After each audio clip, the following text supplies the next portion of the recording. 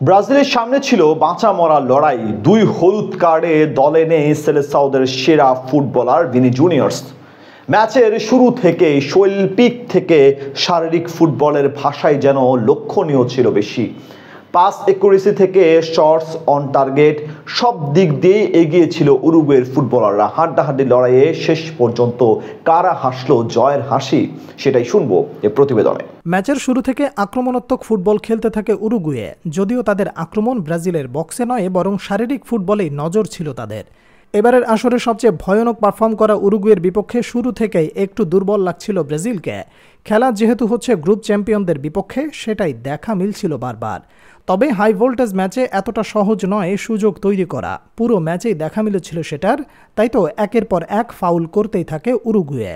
শুরু থেকেই ব্রাজিলের সামনে অসাধারণ পারফর্ম দেখিয়ে যাচ্ছিলেন উরুগুয়ের ডিফেন্ডার ডোনাল আরাউহো। তবে ইনজুরির জন্য মাঠ থেকে বেরিয়ে যেতে হয় তাকে।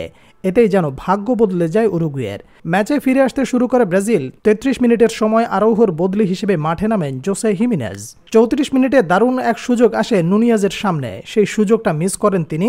ফাঁকা ডিফেন্সে গোলকিপারকে একা পেলেও তার হেড চলে যায় বাইরে দিয়ে। এবারের আসরে দুর্দান্ত পারফরমেন্স করেছেন এই স্ট্রাইকার।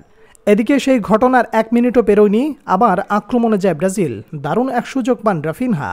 এবার তিনি একা পান উরুগুয়ের গোলকিপারকে। তার শট গিয়ে লাগে গোলকিপারের হাতে। তাতে এগিয়ে যাওয়া আর হয়নি কারোর। পরের মিনিটেই প্রতিপক্ষের ডিবক্সের সামনে ফ্রি কিক পায় ব্রাজিল। সেখানে রদ্রিগোর শট গিয়ে লাগে উরুগুয়ের দেয়ালে। প্রথমার্ধের অতিরিক্ত সময়েও আরও একবার ব্রাজিলের সামনে আসে সুবর্ণ সুযোগ। আরও একবার ব্রাজিলের আক্রমণ রুখে দেন সার্জিও রকেট। এবারও ভাগ্য খারাপ ছিল রাফিনহার। কোনো গোল না হলে দুদল বিরতিতে যায় গোলশূন্য ব্যবধানেই। কাকতালীয়ভাবে দুদল প্রথমার্ধে বল দখল রাখে ৫০% করে। দুটি বড় সুযোগ হাতছাড়া করে ব্রাজিল ও উরুগুয়ে। বিরতি থেকে ফিরে এসে শুরুতেই দারুণ এক শট নেন ফেদে ভালভার্দে। তার জোরালো শট রুখে দেন এলিসন বেকার। দ্বিতীয়ার্ধের শুরুটা অবশ্য ভালো হয়নি। ১৫ মিনিট পেরিয়ে গেলেও কেউ পারেনি কোনো ভালো সুযোগ তৈরি করতে।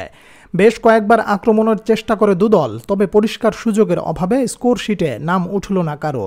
ব্রাজিলের সুযোগ সব নষ্ট হয় এন্দ্রিকের কারণে। ১ ঘন্টার মাঝে ১০ বার তার থেকে বল ছিনিয়ে নেয় প্রতিপক্ষ। এই হাফে অবশ্য ব্রাজিলকে তুলনামূলক বেশি আক্রমণ করতে দেখা যায়।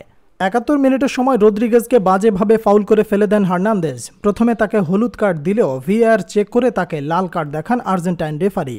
১০ জনের দল পরিণত হয়ে বিপদে পড়ে উরুগুয়ে। আর তাতে করে বেড়ে যায় ব্রাজিলের আক্রমণ। যদিও তাতে কোনো কাজ হয়নি, কারণ নির্ধারিত সময়ে কোনো গোল করতে পারেনি ৯ বারের চ্যাম্পিয়নরা।